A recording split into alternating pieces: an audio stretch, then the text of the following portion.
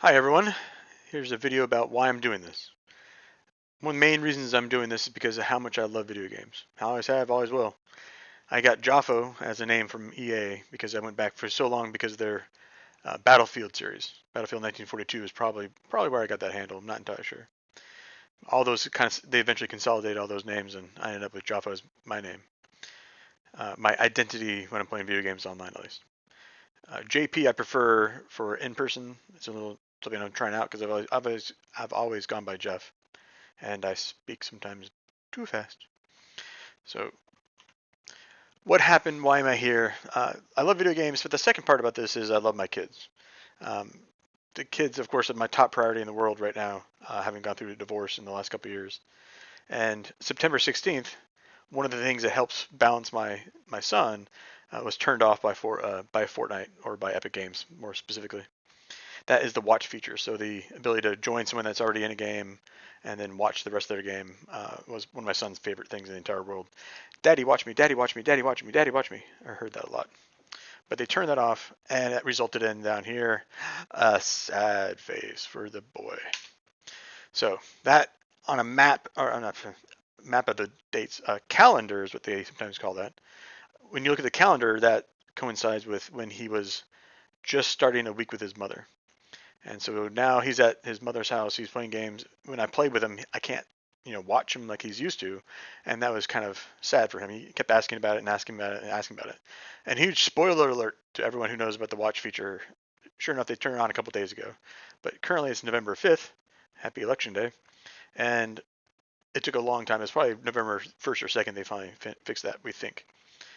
So that means that he went the entire week here with his mother, not being able to do it, and then the next week he was with me, so not as important. Even though even in the same house, he's going to be asking me, "Daddy, watch me, Daddy, watch me, Daddy, watch me," which is understandable. So what did I start doing on September 30th?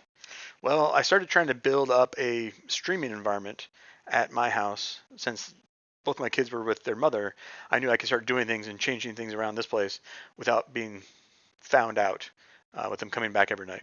So now they aren't with me for a whole week. I started on September 30th of putting together the things I need to get together to make all this work out. I am a tech background, very high tech background, and so I kind of picked out a couple things that I needed, and some things were more of a flex, if you will. But we'll see all that in the next few slides here. So the first thing I bought was the capture card. This Elgato box has been really good. It's a little bit more expensive than some of the other capture cards, but that's because it's good, and I've now used it extensively with my PC as well as even on a MacBook Pro. Um, More about that in maybe another future video. So I bought that. That was around 100 and oh boy, I want to say yeah, here it is. I have my price list. It was $158 with taxes and delivery and everything from Amazon, and that is a very good investment for what I was going to do eventually. Not realizing I was going to be streaming from my dad's house. So I bought that, and I bought two webcams. One, the second one, the October 2nd one, that's a nicer webcam, good quality, good mics, and good wide range or wide capture. And then the last one I bought was a cheap one and that was so the more expensive webcam was $32, and the cheaper one, this Logitech C270, which is not a bad camera, is only $12, $12.81. So that's what I spent to kind of get things going. We were working on something very specifically called minimum viable product.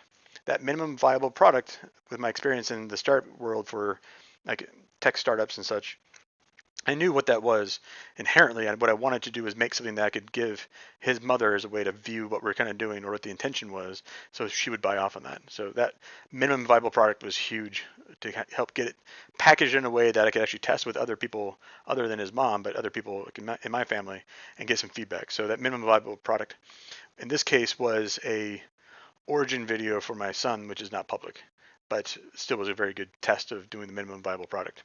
So there's a link to wiki about that, what that actually means, but that description right there is pretty good. Dropbox is one of the best examples I've ever heard of this, because their minimum viable product, I think, was just like slides like this, and then people signing up for the thing that they're trying to sell. So it's the same kind of thing for me. I'm trying to get people to sign up to watch these videos, especially in the segment of the market I want, which is especially the younger streamers that are having some technology issues where their parents may not be able to help as much as I can, and then also the parents themselves and understanding what they're walking through with the parental controls and such, which is why that was my big video that I've been promoting recently. So now we started September 30th with me building all this stuff and putting it together. On that Saturday, before they came back, the kids switch on Mondays. So I recorded my son on Saturday for a couple hours, and I just wanted to see kind of how he would behave when he has no idea that I'm recording it for a stream versus when he's sitting down and he understands the cameras are on and everything else. A completely different kind of environment. But this environment, I just wanted to show him how well he could do as a content creator if given the right opportunity, because hey, he's pretty entertaining and I think he's really good at the games. And I've been playing games for a long time, so I kind of know that a little bit. The next day on Sunday, October 6th, was the unveil of this surprise. I recorded stuff, and that was really good and engaging with him. The next day, or I'm sorry, the next week, he was with me again. So when they came back, both my kids came back to me for that week. We could test things and tweak things. But one of the things I wanted to know is, how to kick this up a couple of gears. And I've used startup lawyers a lot in the past for company-related stuff, where you actually build a company that you're trying to, eventually attract outside money from and all that stuff. I had a lot of experience in how the startup ecosystem worked with the lawyers. But for me, I wanted a content creator focused lawyer that knew how the industry works. And I found that with someone that we'll talk about eventually as well. But I emailed the lawyer on a Sunday. He actually responded and tried calling me.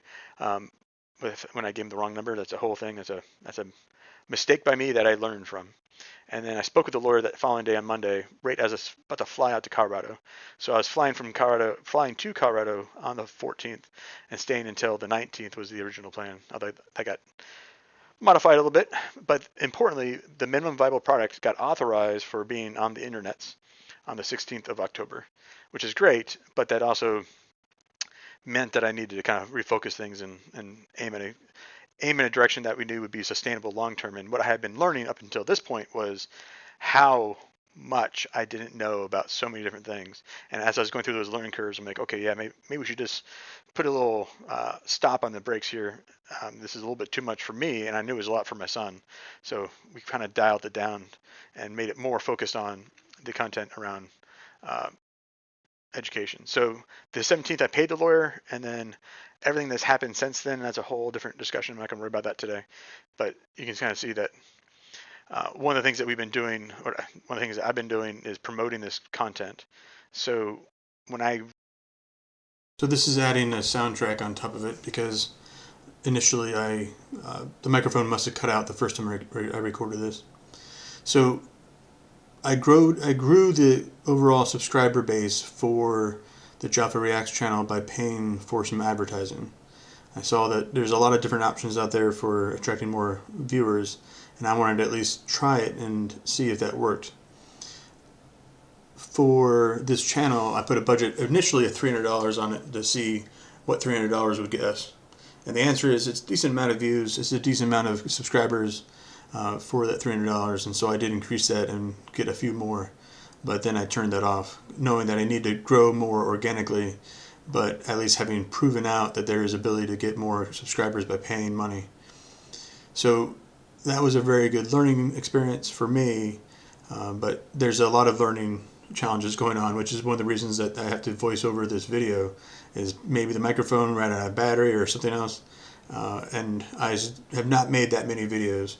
And so I know now, even from my startup lawyer, that what I really need to start cranking on is some videos to get the practice, to get the refined editing skills, and overall just make a lot less mistakes and make better content.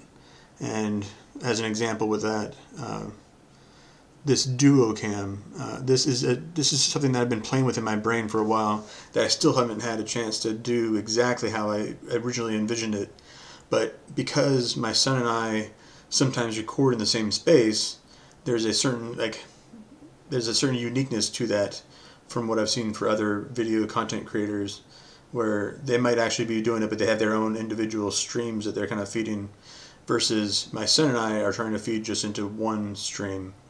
one channel, or one channel at a time, I should say, since we have two channels. But the duo cam is both able to look at our faces, but in this particular example, we're looking at the duo cam involving the hands.